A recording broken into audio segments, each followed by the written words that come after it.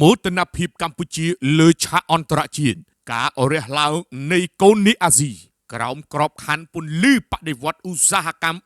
4.0 និងភាពចាស់ទុំនៃនយោបាយការទូតផ្អែកលើច្បាប់អន្តរជាតិជាសកល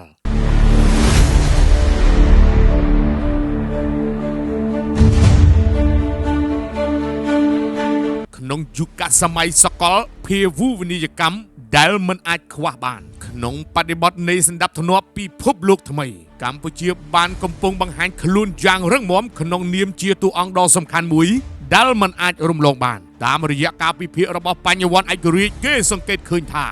មោទនភាពកម្ពុជាមិនមែនកើតឡើងដោយចៃដន្យនោះទេប៉ុន្តែវាក៏ជាផ្លែផ្កានៃការដឹកនាំប្រកបដោយចក្ខុវិស័យដ៏ត្រឹមត្រូវនិងវែងឆ្ងាយក្នុងការធ្វើសហប្រតិបត្តិការយ៉ាងជិតស្និទ្ធជាមួយនឹងសហគមន៍អន្តរជាតិតាមរយៈការគោរពច្បាប់និងបទដ្ឋានជាសកលយ៉ាងខ្ជាប់ខ្ជួនក្រោមឆ័ត្រយុត្តិធម៌ស្ថិតក្នុងយុគសម័យបដិវត្តឧស្សាហកម្ម 4.0 កម្ពុជានឹងបោះជំហានយ៉ាងលឿនក្នុងការធ្វើបដិវត្តកម្ម Digital ដើម្បីស្រូបយកផលប្រយោជន៍ខ្លួនពីសកលភាវូបនីយកម្មការរៀបចំខ្លួនយ៉ាងល្អក្នុងក្របខ័ណ្ឌបច្ចេកវិទ្យានិងយុត្តិធម៌សង្គមបានធ្វើឲ្យកម្ពុជាបានប្រសិទ្ធនាមថាកូននីអាស៊ីដែលកំពុងរះចេញយ៉ាងត្រដែតពន្លឺចេញពីជ្រោយឥណ្ឌូចិនអាស៊ីអាគ្នេយ៍នេះគឺជាសញ្ញាណនៃភាពរីកចម្រើនថ្មីមួយស្របតាមវិចារវិទ្យាសម្ភារៈនិយមនៃប្រព័ន្ធសេដ្ឋកិច្ចទំនើបដែលផ្សារភ្ជាប់ទៅនឹងស្ថិរភាពនយោបាយ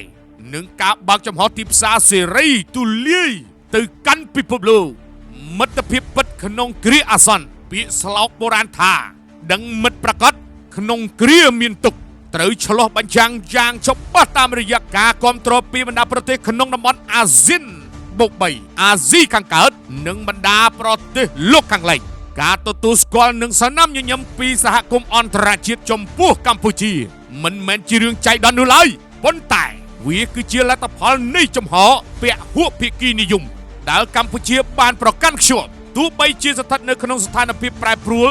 នៃភូមិសាស្ត្រនយោបាយយ៉ាងណាក៏ដោយកម្ពុជានៅតែរក្សាបានយ៉ាងខ្ជាប់ខ្ជួន